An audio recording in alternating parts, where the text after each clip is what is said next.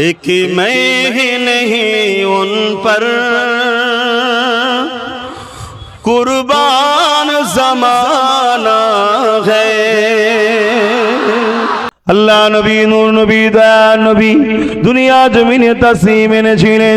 আম্মা জান আমিনা বলতে লেগেছে, আমি আমার বাচ্চাকে কোলে করে নিয়ে রয়েছি, আমার বাচ্চা আমার মুখের দিকে তাকিয়ে রয়েছে, নূরের কচি কচি ঠোঁটে আমি আমিনার দিকে তাকিয়ে তাকিয়ে হাসে।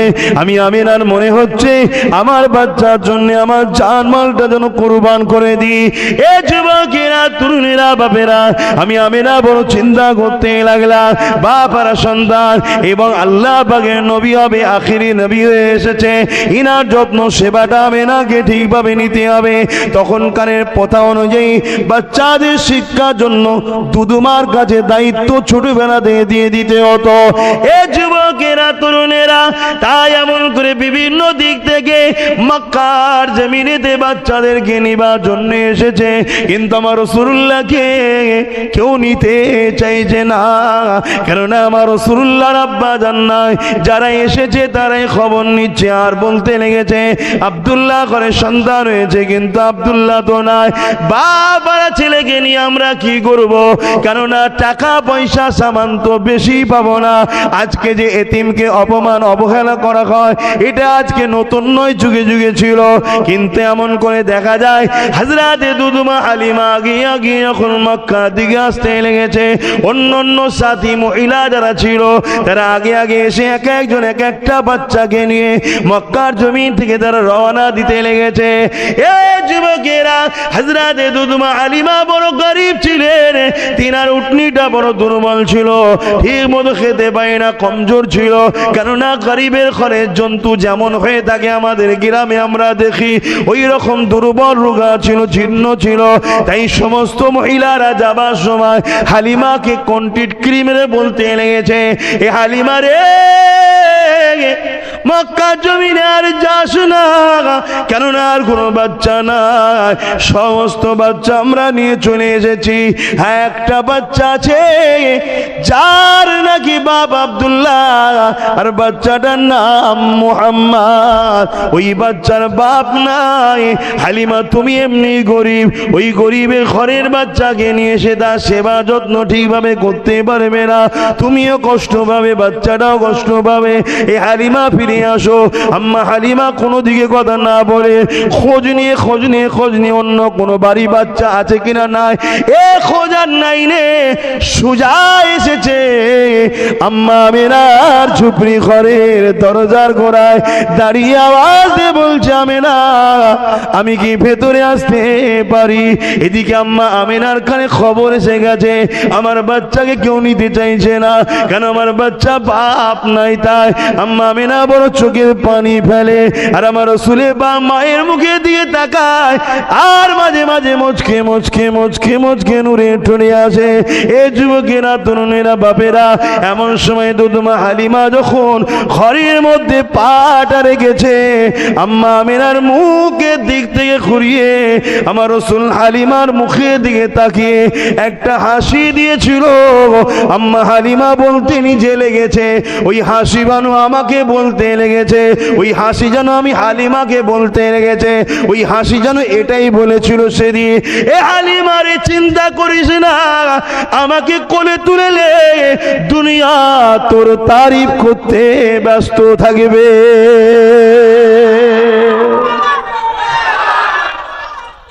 আল্লাহু আকবার। জিন্দা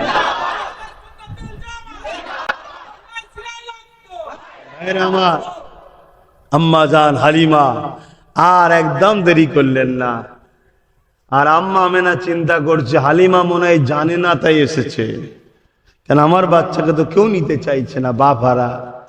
হাই হাই হাই হাই। আম্মা হালিমা আর দেরি না করে আগিয়ে এসে বলছে, আমিনা, তোমার বাচ্চাটাকে আমায় দাও, আমি তোমার বাচ্চাকে নেব, তুমি কি দেবে? আম্মা জান আমিনা এটা আখেরি নবী হবে এটা বলেনি, শুধু এতটুকু বলেছে, বাপ হারা সন্তান, তুমি এর যত্ন করতে পারবে তো? আম্মা জান দুদুমা হালিমা বলেছিলেন, এ আমেনা শুনে রেখে দেন, আমি নিজের সব কিছু ত্যাগ করে দিয়ে কষ্ট নিজের উপরে চাপিয়ে দিও, আমি তোমার বাচ্চাকে কোনোদিন কষ্ট দেব না।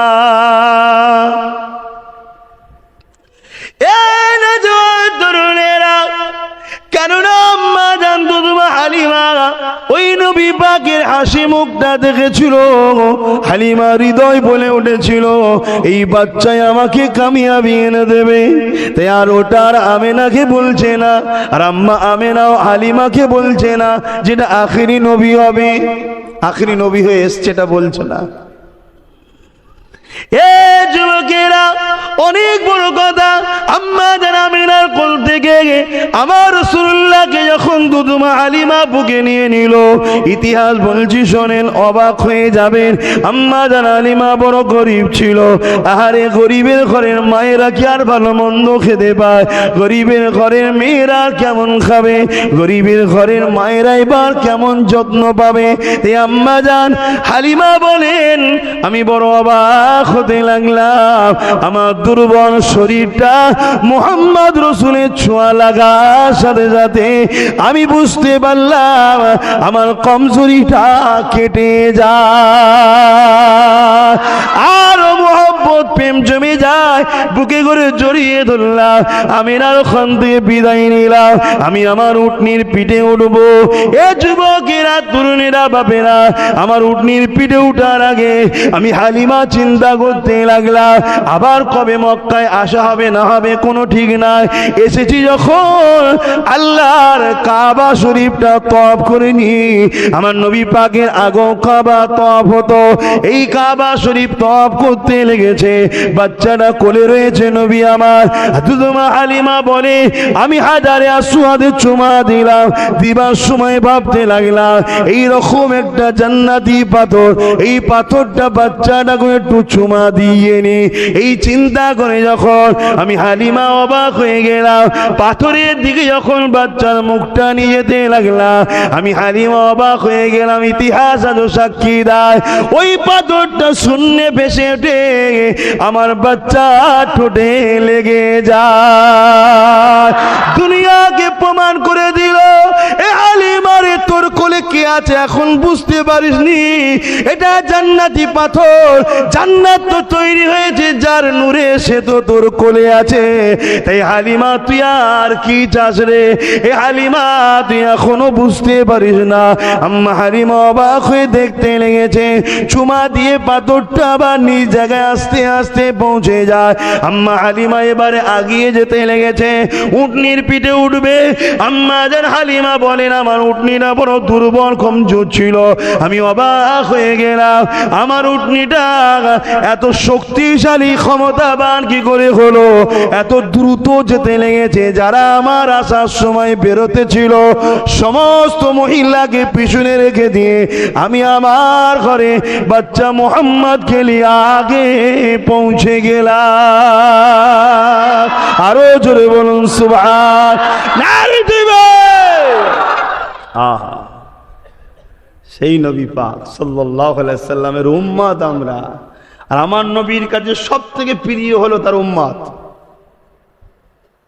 আর উম্মত হয়ে আমরা যদি সেই নবীর দিনের ক্ষতি করি, নবীকে জানতে দেবে না আল্লাহ, তোমাকে জাহান্নামে ভরে দেবে। মনে রেখে দিও, ক্ষতি করুন ইসলামের। ছোটখাটো বা ভুল হয়ে যায় মানুষের, আল্লাহ মাফ করে দেবে, ক্ষতি করলে ছাড়বে না।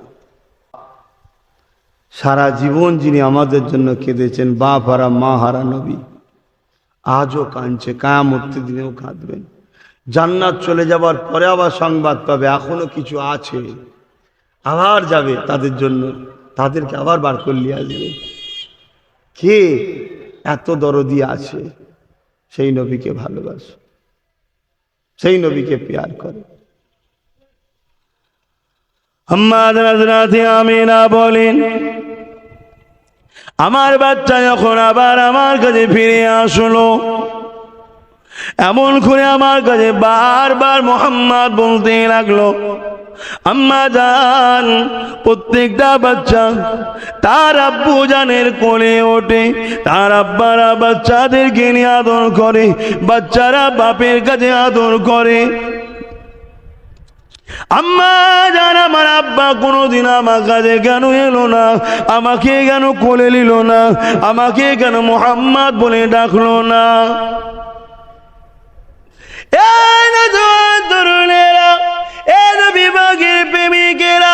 আল্লাহ নবী শিশুবেলার জিন্দগিটা কেমন ছিল দেখে, ছোটবেলা থেকে নবী আমার কত কষ্ট করেছেন দেখে।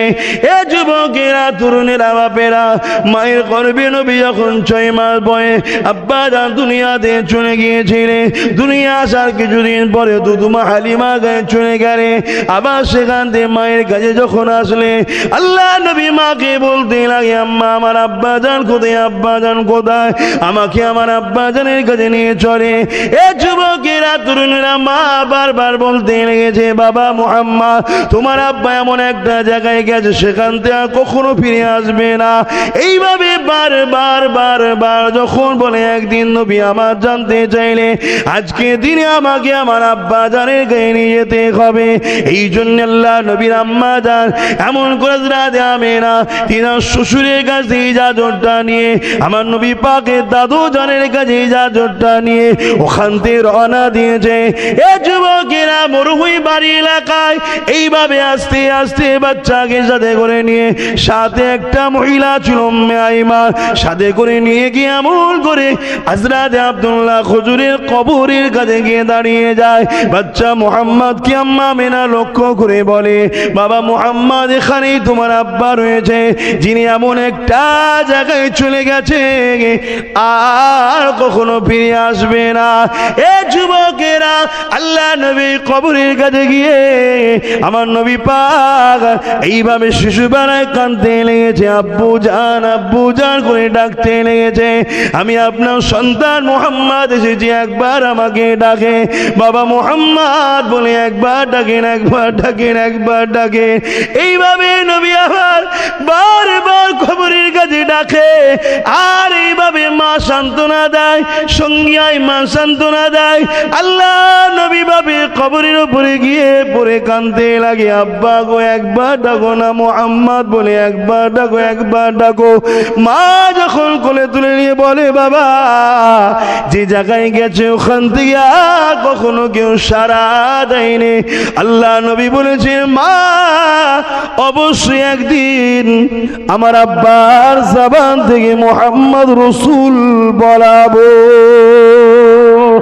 এ যুবকেরা, তারিখে হাদিস প্রমাণ করে দিয়ে যায়, আমার নবী 40 বছর বয়সে নবুয়াতের ঘোষণা দিবার পরে তিনি তিনার আব্বা জান আম্মা জানের কবরের কাছে গিয়ে আবার তিনাদেরকে উঠিয়ে লা ইলাহা ইল্লাল্লাহ মুহাম্মাদুর রাসূলুল্লাহ এই কালেমা পড়িয়েছিলেন।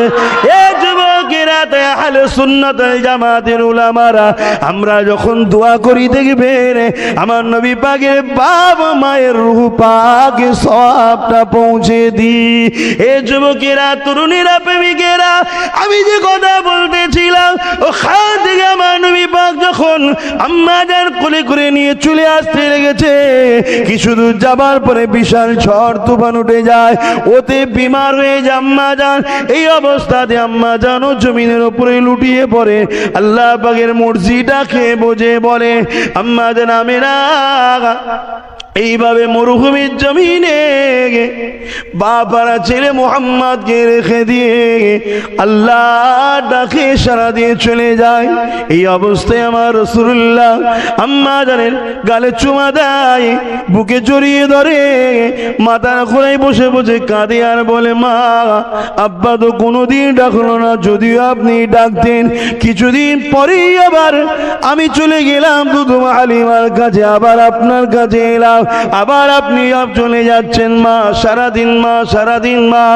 এ যুবকেরা, তরুণেরা, ভেবে দেখো দোনো জাহানের সুলতান যার জন্য আল্লাহ দুনিয়া তৈরি করেছে, সেই নবী পাকের উপরে কেমন আজমাইশ হচ্ছে, তোমার আমার অবস্থাটা কি হবে?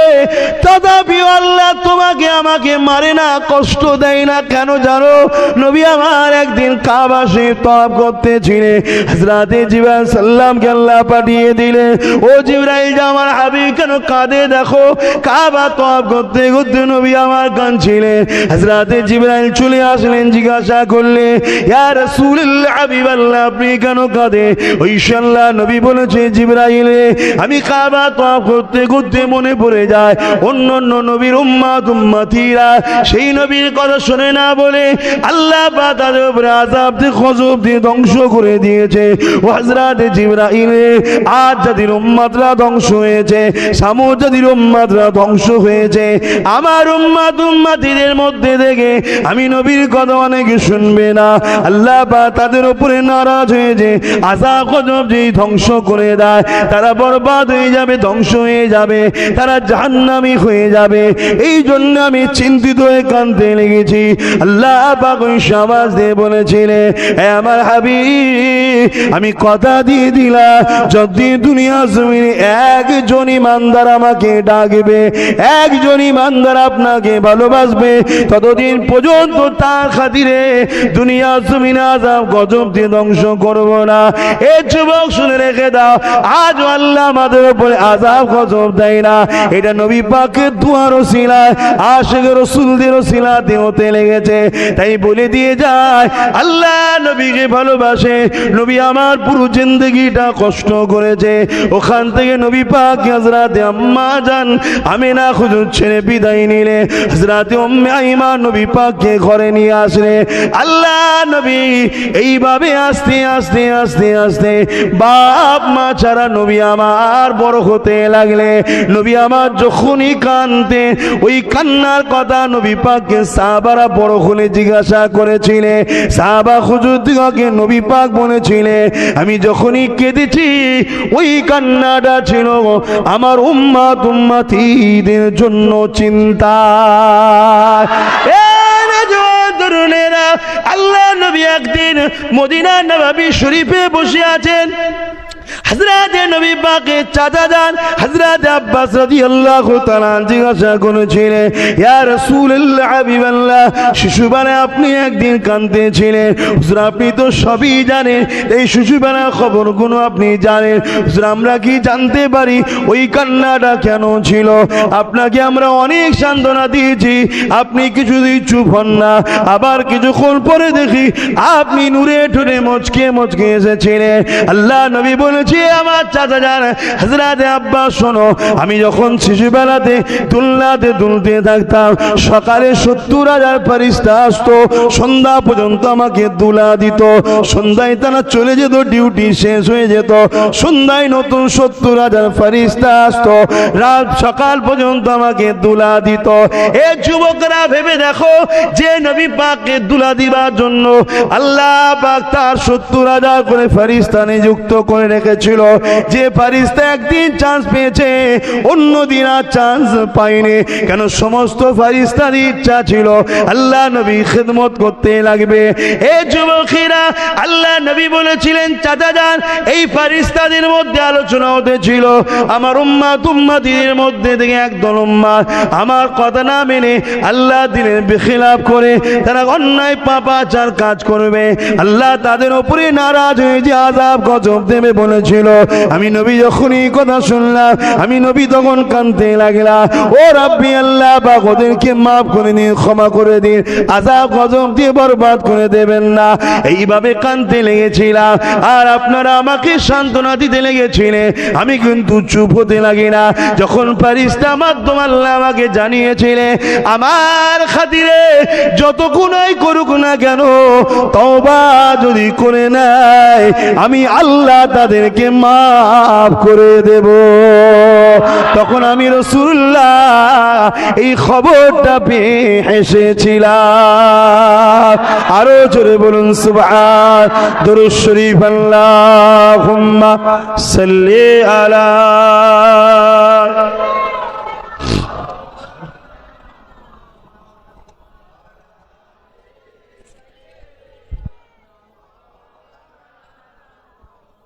আল্লাহুম্মা সাল্লি আলা সাইয়্যিদিনা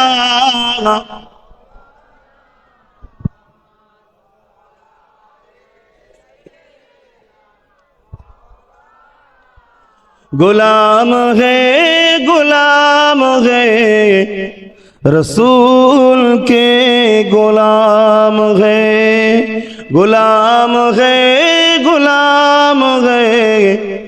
रसूल के गुलाम है।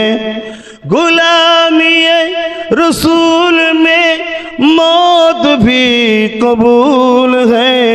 गुलाम है रसूल के गुलाम है। अल्लाहुम्मा सल्ली अला।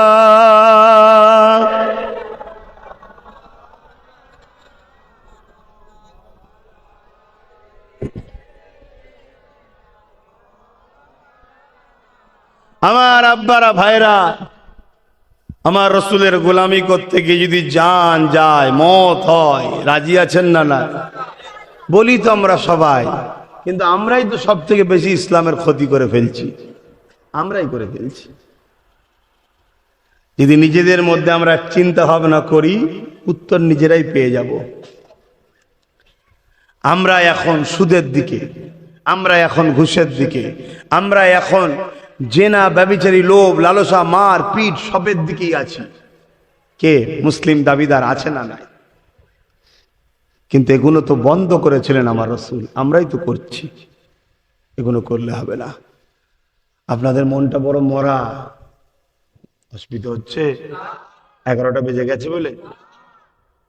আমরা নবীর উম্মত, আল্লাহ নবী কখনো কাউকে জুলুম করেছে? বলুন বলুন বলুন। আমরা তো দূরের আম মানুষ, তো দূরের কথা, আমরা মায়ের ওপরে জুলুম করি, বাপের উপর জুলুম করি। আমরা নবীর উম্মত আছি, এগুলো বন্ধ করো। এজন্য জলসা। আল্লাহ নবীর একটা ছোটবেলার কথা বলি। হযরতে দুদমা হালিমা হুজুরের ঘরে রয়েছেন। হযরতে দুদমা আমিন হালিমা হুজুর নিজের স্তন বাচ্চাকে বাঁ দিকের স্তনটা পান করাতো। আমি হালিমা হুজুর একটা বাচ্চা ছিল, নিজের বাঁ দিকের স্তনটা ওই বাচ্চাকে দিত, আর ডান দিকেরটা আমার রাসূলকে দিতেন।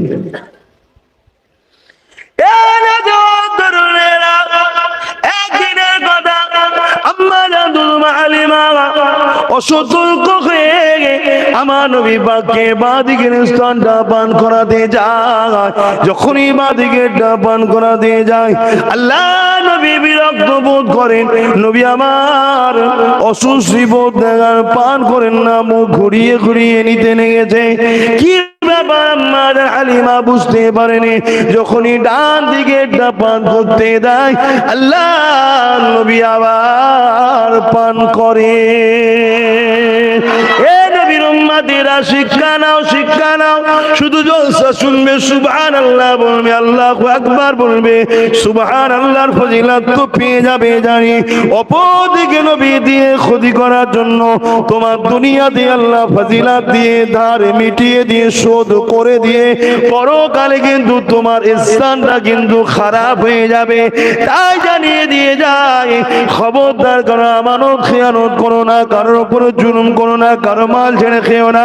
আল্লাহ নবীকে হযরতে দুদমা হালিমা আবার যখন বাদিকেটা পান করাতে যায়, আল্লাহ নবী আবার পান করে না, মুখটা ঘুরিয়ে নিতে লেগেছে। আমাদের হালিমার কৌতূহল হলো, কি ব্যাপার, আবার ডান দিকেরটাতে আবার পান করে, আবার বাদিকেরটাতে পান করে না, আবার ডান দিকেরটাতে পান করে।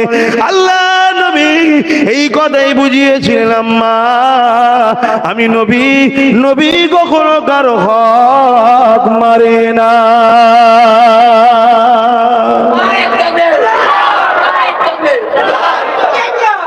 তখন যদি রসুল বাদিকের স্থানটা পান করতো, পান করা কি হারাম ছিল? না। আরে হালিমা সম্পদ, তার বাচ্চাকে পান করাচ্ছে, এটা দুধ বাচ্চা, ওটা নিজের বাচ্চা, তার সম্পদকে পান করাচ্ছে, হালাল তো না।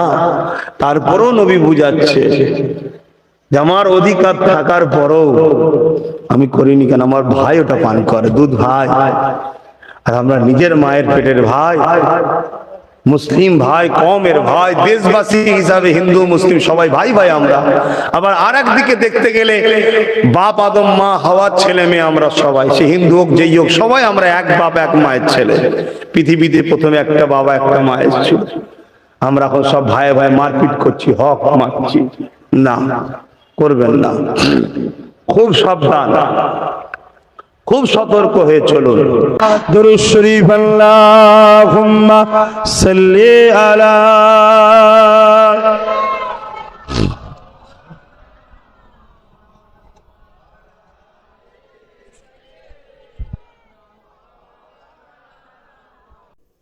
জামান নবী পাক সাল্লাল্লাহু আলাইহি ওয়াসাল্লামের আব্বাজান হযরত আব্দুল্লাহ হুজুরের পেশিনা মুবারকে যখন আমার নবীর নূর মুবারকটা সুরক্ষিত ছিল, দুনিয়া সমস্ত জায়গা থেকে পাইগম আব্দুল্লাহকে বিয়ে করবে।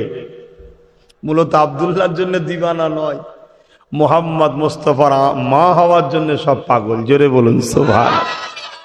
কিন্তু আল্লাহ সিলেক্টেড করে রেখেছেন জিনাকে, তিনার সাথেই তো হবে। হযরত আমেনা হুজুরের সঙ্গে বিবাহ হলো। পরের দিন সকালে হযরত আব্দুল্লাহ হুজুর বাহির হয়েছে, আর মেয়েরা তাকায়নি, সবাই কানাখুশি করছে, আব্দুল্লাহ মনে হয় বিয়ে হয়ে গেছে। তারাও তৌরাত, কেউ জবুর, কে ইঞ্জিলের সব পণ্ডিত ছিল, তারাও পড়াশোনা করেছে। জিজ্ঞেস করছে, হ্যাঁ আব্দুল্লাহর গতকালকেই বিয়ে হয়েছে। রায়াতের মধ্যে আছে অনেক মহিলা আফসোস করে যে মোহাম্মদ রসুলের মা হতে পারলাম না, এ জিন্দেগি রেখে লাভ নাই। প্রচুর নারী নিজের জান কেটে দিয়েছিলেন। অবশ্যই ইসলামে জান দেওয়া উচিত নয়, তাই সুবহানাল্লাহ বললাম না, কথা বুঝে আসছে। কিন্তু সেটা কিভাবে গণ্য হবে আল্লাহু আলাম।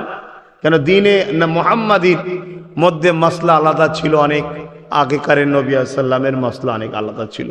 তবে নবীর প্রেমে যখন জান দেওয়া হয় সেটা আবার শরিয়াতে অনেক বড় মাকাম হয়। তিনাদেরটাকে আল্লাহ কোনভাবে নেবে আল্লাহু আলাম। আমি যেটা বোঝাতে চাইছি যে রাসূল পাক সাল্লাল্লাহু আলাইহি সাল্লামের জন্য কিভাবে মানুষ দিওয়ানা হয়েছিলেন। হযরতে আম্মা জান আমেনা হুজুর তিনি সেই নিয়ামত পেয়ে গেলেন। আমরা এই আলোচনাটাই এখানেই করি, কেন এই মিলাদুন নবী নিয়ে অনেক ইখতিলাফ উঠছে সমাজে, আপনারা নিশ্চয়ই জানেন। আবার অনেকেই মিলাদুন নবীর নামে, মাফ করবেন কাউকে ব্যক্তিগত আঘাত দিচ্ছি না, কিন্তু সত্য কথা বলছি, ডিজে বক্স লাগিয়ে যেভাবে বেশরিয়াতি কাজ করছে, লা হাওলা ওয়ালা কুওয়াতা ইল্লা বিল্লাহ। আমার নবীর আগমন দিনটাকে খেল তামাশা আনন্দ ফুর্তি করো, মানে কিন্তু খেল তামাশা বা বেশরিয়াতি ভাবে আনন্দ ফুর্তি খেল তামাশা যেন না হয়ে যায়। আনন্দ আলাদা জিনিস, খেল তামাশা আলাদা জিনিস, তামাশা যেন না হয়ে যায়। তাহলে কিন্তু আল্লাহর কাছে জবাব দিতে হবে, যার কিন্তু কোনো মাফ নাই। ভালো ভালো উলামা হযরতদের নিয়ে আসেন, তারা রাসূলের আলোচনা করুক। আমার থেকে অনেক ভালো ভালো উলামারা আছে, তাদেরকে নিয়ে আসেন। হাসেন আমরা এই মাহফিলে কি আলোচনা করব?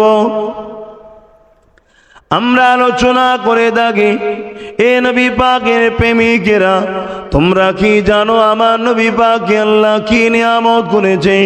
আম্মা জান আমেনা বলতে লেগেছে, আমার বাচ্চা যখন আমার গর্ভে রয়েছে আমি আমেনা বড় অবাক হয়ে গেলাম। অন্য অন্য নারীরা মা হয়, তারা নানা রকম ভাবে কঠিন মুসিবত কষ্টের মধ্যে পড়ে, কিন্তু আমি আমেনা অবাক হয়ে গেলাম, আমার কোনো দিনের জন্য ব্যথা যন্ত্রণা উপভোগ করতে পারি না। আর একটা বিষয় শুনে রেখে দিন, নারীদের গর্ভে যদি বাচ্চা থাকে, মাসে যেটা হয় মা বোনেদের সেটা বন্ধ হবে কনফার্ম। বন্ধ যদি না হয় বাচ্চা কখনো বাঁচতে পারে না, নষ্ট হয়ে যাবে। কিন্তু আম্মা আমিনা বলে, আমি অবাক হয়ে গেলাম, আমার গর্ভে বাচ্চা রয়েছে ঠিকই কথা, কিন্তু আমিনার কোনোদিন মাসের ওটা বন্ধ হয় না। তারিখ জানিয়ে দেয় আমার আল্লাহ বা তার হাবিবকে ওই নাপাক অপবিত্র রক্তটা পান করাইনি।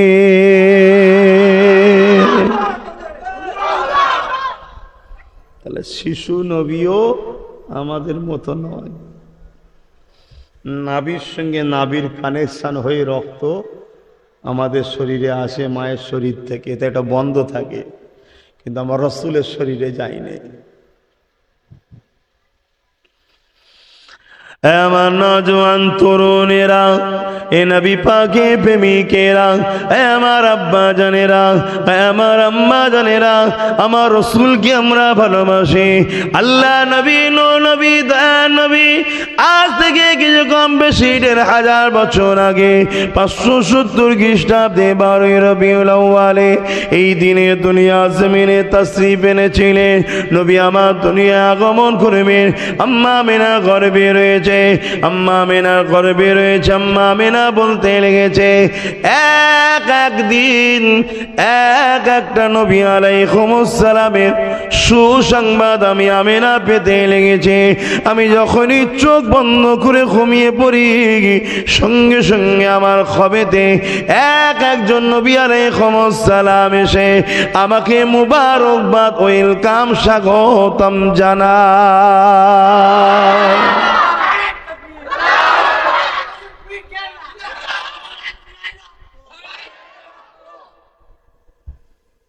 এক এক দিনে। আর আমরা যেটা শুনি বা আমাদের সচরাচর গ্রামগঞ্জে যেটা হয়, আমরা কি দেখি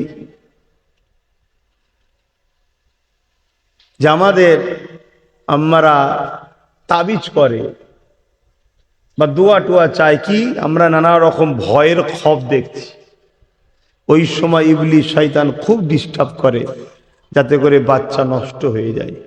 কেন চমকে যাওয়া, বাতকে ওঠা, দেখবেন মেডিকেলও বলে এতে বাচ্চা নষ্ট হয়ে যাওয়ার সম্ভাবনা হয়।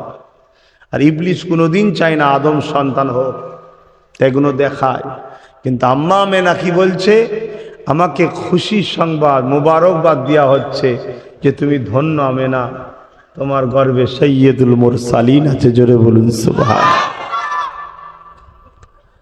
আম্মা জান আমিনা বলতে লেগেছে, এইভাবে একদিন একটা নবী আলাইহিস সালামদের খবে দেখি এবং নবী আলাইহিস সালামদের পাক স্ত্রীদের খবে দেখি।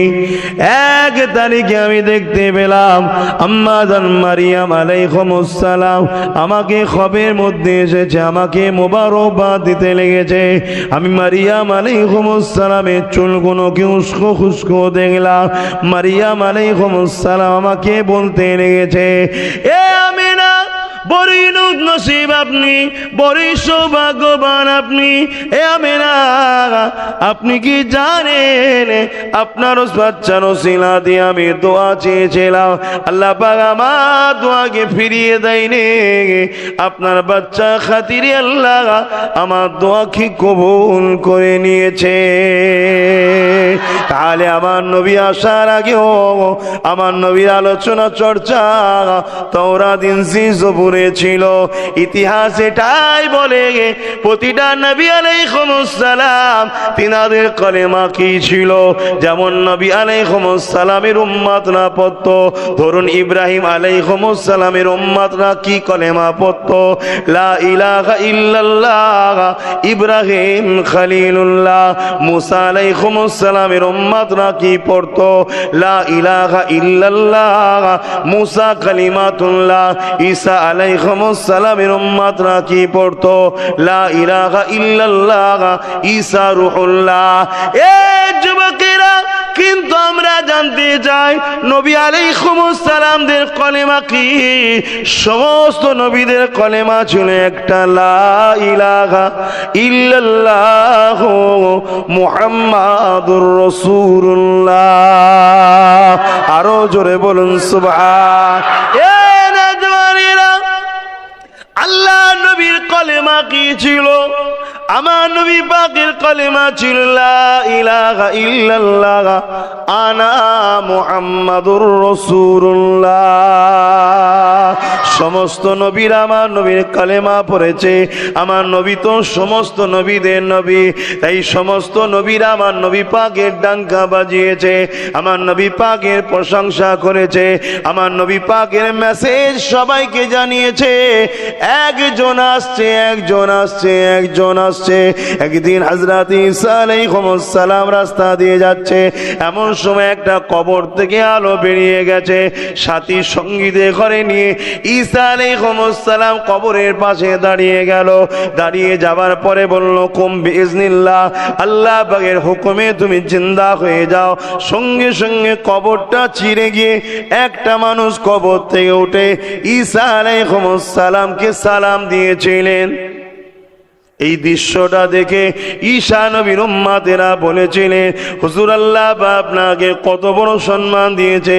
ঈসা আলাইহিস সালাম বলছে, আমার পরে একজন আসছেন, আমার কি সম্মান দেখছো? আমার পরে একজন আসছে, তার গোলামরা শুধু বলবে ওঠ, কবর থেকে মানুষ উঠে যাবে। আল্লাহ,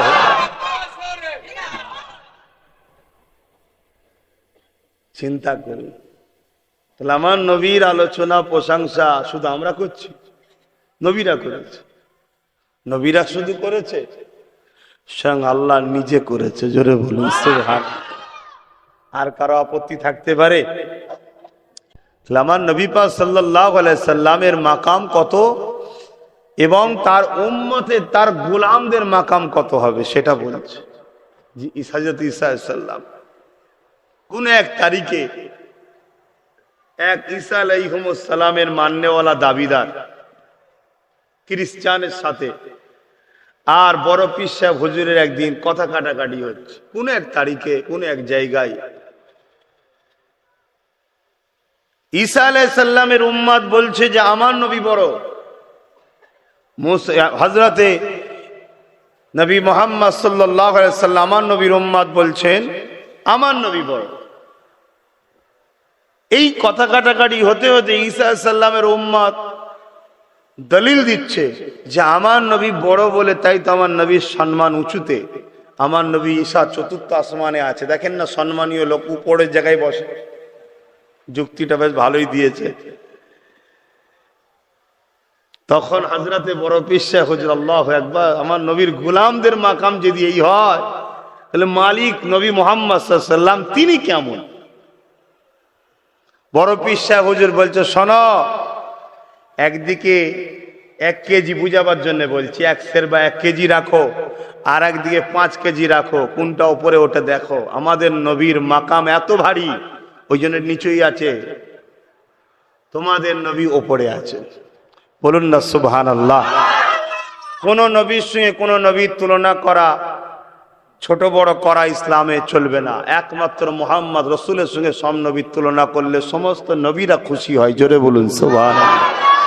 চলো হাবিবুল্লাহ রসুলে আমাদেরও তো আলোচনা হয়ে গেল, কারণ সব নবীরাই আমার নবীকে ভালোবাসেন, আমার নবী কলেমা পড়েছেন, আমার নবীকে রসুল বলে মেনে নিয়েছেন। আল্লাহ নিজে সাক্ষী নিয়েছেন কোরআনে, সমস্ত নবীদেরকে বলেছে তোমাদেরকে আমি কিতাব দিয়েছি, হিকমত দিয়েছি, নবুয়াত দিয়েছি, কিন্তু একজনকে আমি পাঠাবো, তোমরা যদি পাও তোমাদের দাওয়াত বন্ধ করে দিয়ে, তোমাদের কি বলে মিশনকে বন্ধ করে দিত, নবুয়াতের ওই জায়গায় ধারাকে বন্ধ করে দিয়ে তোমরা আমার নবীকে, আমার হাবিবের খেদমত ও হাবিবের সাথ দেবে কি বলো? সমস্ত নবীরা বলেছিলেন আমরা কথা দিচ্ছি, আমরা তিনার উপর ঈমান এনে তিনার সাথ দেব। সমস্ত নবীদের ঘরে আল্লাহ বললেন তোমাদের এই সাক্ষীর উপরে আমি জামিনদার রইলাম। জোরে বলুন সুবহানাল্লাহ। আসেন আল্লাহ আমাদেরকে বুঝা তৌফিক দেন। এই নওজোয়ান তরুণেরা, হযরতে বড় পীর সাহেব হুজুরের সঙ্গে এইভাবে কথা কাটাকাটি হতে লেগেছিল। এই কথাটা একটু বলে নি, তারপরে আমার নবী পাকের মাওলুদে আবার ফিরে আসছে। হযরতে বড় পীর সাহেব হুজুর আমার এইভাবে যখন বলতে লাগলে, ওই সময় সেই ঈসা সাল্লামের উম্মতটা বলেছিলে, ও হযরতে আব্দুল কাদের, আমার নবী যখন কোনো কবরের পাশ দিয়ে যায়, ওই সময় কবরবাসীকে ডাক দিলে উঠে পড়ে। কি বলে ডাকতো তোমার নবী বলো? ওই সময় সে বলতে লাগছে, কুম বিইজনিল্লাহ, ওটো আল্লাহ পাকের হুকুমে উঠে বড় বড় পীর সাহেব বলছে, আমি শুধু নিজে ডাকবো, উঠে পড়বে। চ কোন কবরস্থানের ধারে নিয়ে যাবি? চ এক পুরাতন কবরস্থানের ধারে নিয়ে গেছে। যাবার পরে গৌসুল আজম ডাক দিয়ে বলছে, কবরবাসী, আমি আব্দুল কাদের ডাকছি, এখনই উঠে দাঁড়া। সঙ্গে সঙ্গে আমার আল্লাহ পাক নবী মুহাম্মাদের গোলামের মাকাম কতটা দেখিয়ে দিল। কবরবাসী কবর ফেটে যায়, আল্লাহ পাক তাকে উঠে দাঁড় করিয়ে দিলেন। সে সালাম দিতে লেগেছে। এ যুবকের আগা নবী পাকের গোলাম দিয়ে যদি এই মাকাম হয়, তাহলে আমার নবী পাকের মাকামটা কতটা রয়েছে। বেশি দূর নয়, আপনাদের হাওড়া জেলায় শুয়ে আছে আব্দুল মমিন সাহেব রয়েছে, যিনি জঙ্গলে গিয়েছিলেন, বাঘ তেনাকে খেতে এসেছিল। আব্দুল মমিন বলেছিল, আমি আমার আল্লাহ পাককে ডাকতে এসেছি, আমি আমার নবীর সুন্নাত অনুযায়ী জিন্দেগি করতে এসেছি, আমার পীরের হুকুমে এসেছি। তোর জন্য যদি আল্লাহ আমাকে রেজেক করে রাখে তুই খেয়ে নে, আর যদি রেজেক না হয়ে থাকে তাহলে আমার কাজে বাধা দিস না। ওই পুষা বাঘ বিড়ালের নাই বাঘটা পাশে বসে যায়। আল্লাহ নবীর গোলামদের যদি এই মাকাম হয়, তাহলে আমার নবী পাকের মাকাম কতটা।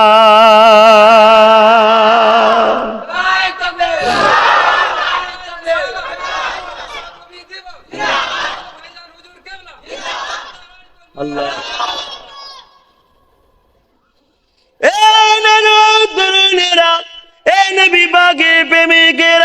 জীবনের স্টাইলকে চেঞ্জ করো। তুমি কাকে ফলো করছো? কাদের পিছনে ছুটে বেড়াচ্ছ? কাদের দিয়ে তাকাচ্ছ? যারা নিজের মাকে সম্মান করতে জানে না, তারা তোমাদের এখন মডেল হয়ে দাঁড়িয়েছে। যারা নিজের কন্যাকে সন্তান সম্মান করতে পারে না, তারা তোমাদের মডেল হয়ে দাঁড়িয়েছে। এ নওজওয়ানেরা পৃথিবীকে অনেক পরমাণু বোমা দিতে পেরেছে, ধ্বংসের দিকে সবাই পৃথিবীকে টেনে নিয়ে যেতে পেরেছে, কিন্তু বিনা লড়াইয়ে পৃথিবীর জমিনে শান্তি সভ্যতা কেউ দিতে পারেনি। আজ থেকে 1400-1500 বছর আগে মদিনার জমিনে এমন একটা সমাজ ব্যবস্থা আল্লাহ নবী তৈরি করে দিয়ে গেছে। ওই মদিনার জমিনে এখনো নামাজের সময় করে সোনার দোকানগুলো পেন খোলা পড়ে থাকে, হীরার দোকানগুলো পেন খোলা পড়ে থাকে। একটা দুটো টাকা নয়, কোটি কোটি কোটি কোটি টাকা সোনা তোমার আমার দেশের দোকানের মতো নয় রে বাবা। মাল এত ভর্তি দেখলে দিমাগ খারাপ হয়ে যাবে। এই সোনার দোকানকে ছেড়ে দিয়ে খুলে রেখে সে চলে যাচ্ছে নামাজ পড়তে। একটা রিং তো দূরের কথা, একটা কেউ দোকানের মধ্যে উঁকি মারানোর ক্ষমতা রাখে না। এ যুবকেরা, তরুণীরা, বাপেরা, এমন করে দেখা যায় তাহাজ্জুদের সময় হাজার হাজার লাখ লাখ নারী একা একা মসজিদে নববীতে যাচ্ছে, কোরআন তেলাওয়াত করছে, নামাজ পড়ছে, দরুদ পড়ছে, রাস্তা দিয়ে যেতে লেগেছে। কোন নারী কোনদিন বেইজ্জতি অপমানিত হয়নি। শুধু মদিনার নবীর রওজার কাছে নয়, আল্লাহ নবীর টোটাল মদিনা শরীফের মধ্যে কোনদিন নবী পাক চলে যাওয়ার যে সিস্টেম শিখিয়ে দিয়ে গেছে, আজ পর্যন্ত একটা নারী ধর্ষিতা এবং বেইজ্জতি হয়নি। কার পিছনে ছুটছো? কোন আদর্শ তোমাদের ভালো লাগছে? অন্ধকারের দিকে আবার ছুটছে আমাদের ঘরের ছেলে মেয়েরা, অন্ধকারের দিকে। আমার রাসূলের সুন্নাত ছেড়ে দিয়েছে, অন্ধকারের দিকে ছুটছে। ধর্মটাকেও পালন করছে, রাসূলের দেখানো নয়। যারা নিজেরা ধর্ম ঠিকভাবে পালন করতেই পারে না, তাদেরকেই ফলো করে নিজেরা আমরা ধর্ম করতে শুরু করে দিয়েছি। বড় আফসোস এটা আমাদের। তাই পেয়েছি, একটু বুঝাচ্ছি, যুবকদের অসুবিধা হচ্ছে, সময় এখনো তো আছে, নিঃশ্বাস তো এখনো চলছে, তওবার দরজা তো এখনো বন্ধ হয়নি। তওবা করো। কেননা নবী আমার যে সময় এসেছিল এই পৃথিবীর জমিনে এত অশান্তি, এত আগুন জ্বলে উঠেছিল, যে অশান্তি, যে আগুনটা আল্লাহ নবী বড় কষ্ট করে বন্ধ করেছিলেন। আল্লাহ নবীর জীবনে এমনও দিন গেছে, মাসকে মাস আল্লাহ নবীর ঘরের উনুনে চুলোতে আগুন জ্বলতো না গো। আমার নবী পাকের জিন্দগিতে এমনও দিন গেছে পেটে পাথর কিনে কাটিয়েছে। আল্লাহ নবীর জীবনে এমনও দিন গেছে খাজুর গাছের গুড়িকে পিটিয়ে পিটিয়ে নরম করে বালিশ বানিয়ে দিয়ে ঘুমিয়েছে। এ যুবকের এত কষ্ট করা নবী আমার যে ইসলামটা রেখে গেল, ওই ইসলামকে নিয়ে খেলা করলে হবে না, ওই ইসলামের ক্ষতি করলে হবে না। মানতে যদি সব না পারি আল্লাহ পাক ক্ষমা করে দেবে। যদি আল্লাহর কাছে কাঁদাকাটি করি বেশক তুমি ক্ষমা পেয়ে যাবে, কিন্তু ইসলামের কোনো কাজের ক্ষতি করে দিলে মাপ নাই। আসো, ফিরে আসো আমার নবী পাকের মাওলুদ শরীফে। আল্লাহ নবীর আম্মা জান আমেনা বলতে লেগেছে, আমার বাচ্চা দুনিয়ায় আসবে। দুনিয়া জমিনে নারীদের সন্তান হতে গেলে প্রতিটা নারীর অন্য কোনো মহিলার প্রয়োজন হয়, কেননা মা অন্য নারীদের সেবা লাগে। আমি আমেনা একা রয়েছি, বড় চিন্তিত হতে লাগলাম।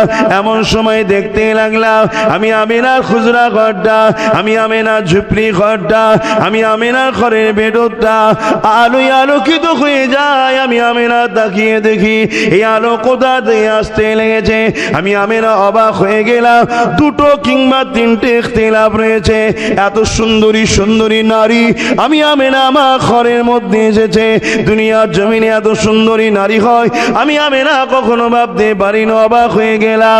আমি আমেনা তাদেরকে জিজ্ঞাসা করতে লাগলাম, কারা আপনারা? এত সুন্দরী আপনাদেরকে দেখতে।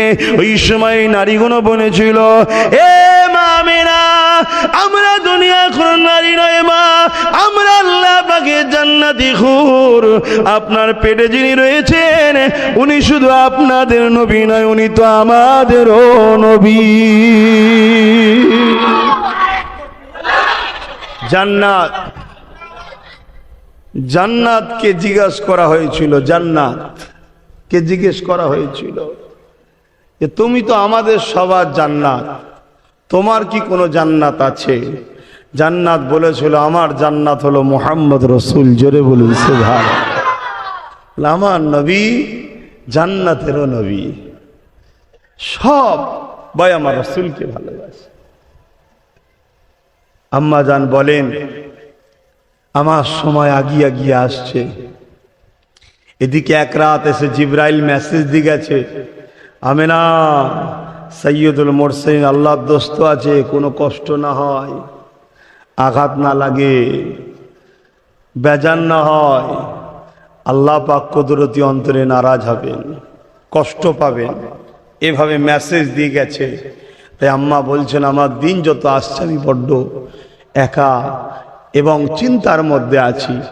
হঠাৎ করে যেদিন রসুল আমার এসেছিলেন 12ই রবিউল আউয়ালে, ওই যে 11ই রবিউল আউয়াল অ্যাকচুয়ালি আরবি হিসাবে রাতটা আগে পড়ে। আজকে হচ্ছে 13ই রবিউল, 13ই রবিউল আউয়াল শুরু হয়ে গেছে অলরেডি। সন্ধ্যা থেকে নিয়ে 13ই রবিউল আউয়াল শুরু হয়েছে। আমি বুঝতে পারছি তো, আরবি রাতটা আগে আসে। ইংলিশে বা বাংলাতে যেমন দিনটা আগে আসে, আরবি মাসের হিসাবে রাতটা আগে আসে। তার মানে আজকে 13ই রবিউল আউয়াল সন্ধ্যা থেকে শুরু হয়, তার আগে পর্যন্ত 12ই রবিউল আউয়াল ছিল। আম্মা জান আমেনা বলছেন যে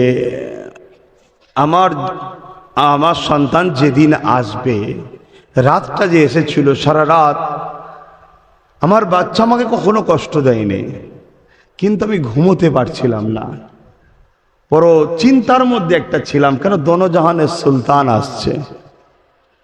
কিন্তু যখন শবে সাদেকের সময় এলো, অটোমেটিক আমার একটা খুব ঘোর তন্ত্রা এসে গেল। তন্ত্রা এসে যাবার পরে আমার যখনই চোখটা লেগে গেল, কিছুক্ষণ পরে আমার শরীরের মধ্যে ঝাঁকুনিতে উঠলো। চোখ খুলে দেখলাম আমার ঘর আলোয় আলোকিত হয়ে গেছে। শুধু আলো নয়, মাগরিব থেকে মাশরিক খাসাইসুল কোবরা কিতাব খুলেও দেখুন, মাগরিব থেকে মাশরিক পুরো আলোয় আলোকিত হয়ে গেছে। জোরে বলুন সুবহানাল্লাহ। এবং শাম দেশের প্রাসাদ পর্যন্ত আলোয় আলোকিত হয়ে গেছে। আমি আমেনা তা দেখতে পাচ্ছিলাম। জোরে বলুন সুবহানাল্লাহ। এই আলো কোথা থেকে আসছে? আমি আমেনা তাকিয়ে দেখি যিনি আসার ছিলেন তিনি আমার পাশে শোয়ানো রয়েছেন। জোরে বলুন সুবহানাল্লাহ। এবং আমি আমেনা আশ্চর্য হয়ে গেলাম, এখানে আমিও আশ্চর্য। আম্মা যেন একা আশ্চর্য হয়নি, আমিও আশ্চর্য। আল্লাহু আলাম কি ঘটেছে আল্লাহই জানে। তা আম্মা যেন আমেনা বলছেন, অন্য অন্য বাচ্চা যখন দুনিয়ায় আসে মায়ের নাভির সঙ্গে নাভি জুড়ে থাকে না, জানেন তো নাকি? কাটতে হয়, রক্ত বাহির হয়, বুঝতে পারছেন তো নাকি? কিন্তু আমি অবাক হয়ে গেলাম, আমার বাচ্চা এসেছে, আমি কোনো নাপাকও হইনি, রক্ত বাহির হয়নি। জোরে বলুন সুবহানাল্লাহ। তা আল্লাহ আলাম ওই তন্ত্রাটা কেন আল্লাহ দিয়েছিলেন, কিভাবে কি হয়েছে। তবে এতটুকু আমি বলতে পারি, আমরা যেভাবে আমার রসুল সেভাবে নয়, এতটুকু ঈমান রাখতে পারি। কথা বুঝে আসছে না? নাই। আসেন, আমার নবী পাক দুনিয়ায় এসেছিলেন, আম্মা জানাবেন এই লৌকিক কথাগুলো বলতে লেগেছে। এমন সময় এলাকা মানুষেরা সবাই মহিলারা আসতে লেগেছে। আব্দুল্লাহ ঘরে বেটা হয়েছে, আহারে আব্দুল্লাহ ঘরে সন্তান হয়েছে, আমিনা পুত্র সন্তান হয়েছে। এই সময়তে গাইবে একটা আওয়াজ যায়, এখন কেউ যাবে না, আগে আমার ফেরেশতারা দেখবে, তারপরে সবাই যাবে। যুবকেরা ফেরেশতারা এসেছিলেন, আমার নবী পাককে দেখেছিলেন, লাইন দে মিছিল করেছিলেন। আমি মিছিলের বিরুদ্ধে বলছি না, আসার মতো আসুন, যাবার মতো যান। গালে গুটখা খেয়ে, মাথায় টুপি নেই, উজু নেই, প্যান্ট শার্ট পরে, ঝান্ডা হাতে নিয়ে এইদিকে নারে তাকবীর, আল্লাহু আকবার। চোখগুলো তোমার কোন দিকে? এসব ভণ্ডমি করলে হবে না। তাই সেই যখন পরিবেশ নেই, এই যে কবরে চাদর দেওয়ার ব্যাপার জানেন? কবরে চাদর, এই কবরে চাদর দেওয়া পর্যন্ত, কবরে চাদর দেওয়ার ব্যাপারে অনেক মাসলা আছে। সারাসারি কেউ হারাম বলছে না তো, কিন্তু পরিস্থিতিকে সামনে রেখে দাদা হুজুর পীর কেবলা বললেন দূরে থাকো। কেন? যেখানে যেখানে দেওয়া হচ্ছে সেখানে যেখানে কি হচ্ছে দেখো, সেরেক হচ্ছে না, হয় না? কোন এমন একটা জায়গা আছে বলো যেখানে সেরেক হচ্ছে না? এই জন্য দাদা হুজুর বললেন, বাবা জিয়ারত করো, ফাতিহা শরীফ করো, ওলি রসিলাদের দোয়া চাও। তিনি তো মুজাদ্দিদ, সংস্কার করবে। তা তিনি পরিস্থিতিকে সামনে রেখে দেখছে যে এরা জুলুসের নামে, এরা রাসূলের আগমন দিবস উপলক্ষ করে মিছিলের নামে বা আনন্দের নামে, এই খুশির নামে এরা যে কাজ করছে, এরা নিজেরা ধ্বংস হয়ে যাবে। কথা বুঝে আসছে? এগুলোকে মাথায় রাখুন। অনেক কিছু ব্যাপার আছে ভাই। তাই আপনাদেরকে আবার বলি, আমাদের ইমাম যখন দাদা হুজুরকে ফলো করেন, বেশি লাফালাফি করতে জানবে। দরদ আপনার থেকে বেশি দাদা হুজুরের অনেক ছিল রসুলের উপরে, আর আমার আপনার থেকে দাদা হুজুরকে রসুল কম ভালোবাসে নাকি? হ্যাঁ, আপনাকে দাওয়াত দিয়ে নিয়ে গেছিল নাকি যে আবু বকর আমার দরবারে আয়? আর খাদেমকে বলেছিল নাকি আব্বাস এসছে আমার ঘরের মধ্যে এক রাত থাকতে দিবি? আপনাদের কাউকে দিয়েছে নাকি? কথা বলবেন তো। আমার দাদা হুজুরকে দিয়েছিল, আর দাদা হুজুরের সাথে তার খাদেমরাও চান্স পেয়েছিল। বড় হুজুর ছিলেন, আরো অনেকে ছিলেন, চান্স পেয়েছিলেন। এবং গভীর রাত্রিরে দয়ার নবীর নূরের হাতে হাত দিয়ে মুসাফা করার সৌভাগ্য হয়েছিল। জোরে বলুন সুবহানাল্লাহ। তাই আপনাদেরকে বলবো, দাদা হুজুরকে ফলো করুন। আম মানুষ এদিক ওদিক করতে যান না। রোজা রাখা সওয়াবের কাজ আমিও জানি, রোজা রাখা সওয়াবের কাজ আমি জানি, কিন্তু ঈদের দিনে রোজা রাখতে নেই, এটা জানেন তো? ঈদের দিনে রোজা রাখতে নেই, আর কোরবানির ঈদ তার পরের 3 দিন রোজা রাখতে নেই, মোট বছরে 5 দিন রোজা রাখা হারাম, এটা জানেন? এখন কেউ যদি মনে করে যে রোজা রাখা তো মহান কাজ, আমি ঈদের দিনেও রোজা রাখবো, তাহলে ও সুন্নত কাজ, হালাল কাজ করলো না হারাম কাজ করলো? তো সব পাবে তো নাকি? তো আল্লাহর জন্য রেখেছে, পাবে না?